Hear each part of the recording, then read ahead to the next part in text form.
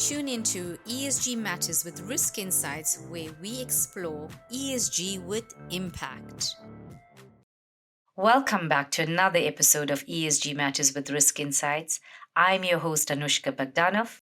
As many companies and countries are preparing for ESG, the implementation of ESG regulations due to IFRS S1 and S2, as well as CSRD, there is still havoc due to this new governance format. I unpacked a synopsis of what the differences are between regulations versus frameworks versus ratings in the last podcast. Now, it is important that regulators remain consistent and take Africa and the rest of the world along with them and impose regulations that are future fit and purpose fit. Framework providers need to be transparent, consistent, and independent so that companies gather data to ultimately drive compliance and business transformation due to the new regulations of non-financial disclosure. There are over 600 rating agencies around the world, with Risk Insights being the largest ESG rating provider for African data. Each rating agency has a different rating methodology, and the probability of sustainable versus not sustainable of a company is still in its infancy to be determined as academia and risk professionals work through the data and regression testing. Unlike the probability of default, where the default definition is standardized due to the Basel Accord, that is 90 days in arrears or 3 missed installments or 3 missed payments is a default, or 180 days in arrears is a non-performing loan. It makes calculating the probability or the good-bad odds much easier.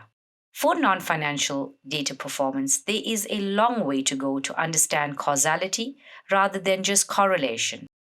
The IFRS S1 and S2 regulations consider stress testing of various E variables that might impact the financial materiality of companies in the long run, as this will impact the valuations and the NPV of companies.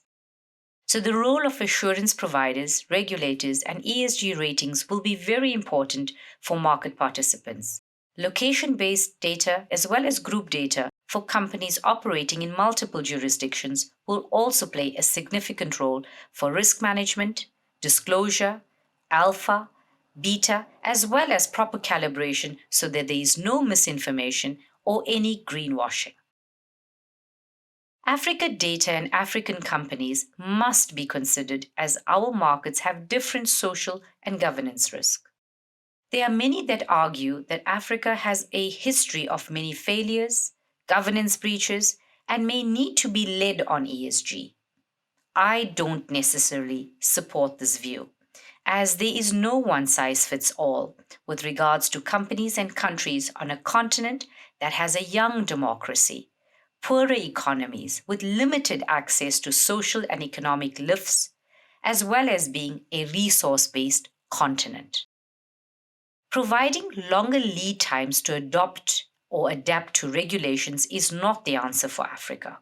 Future-proofing and protecting the African continent's lower carbon footprint is much more important for the globe, which means we need to keep this footprint low.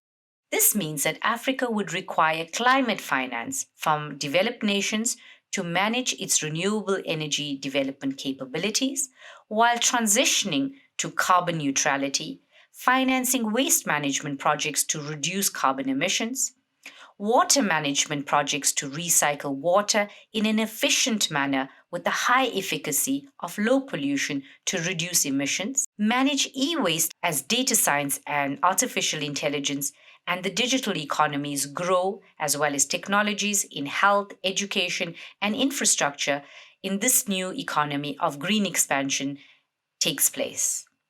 All of this will lead to new job opportunities and major infrastructure projects in Africa.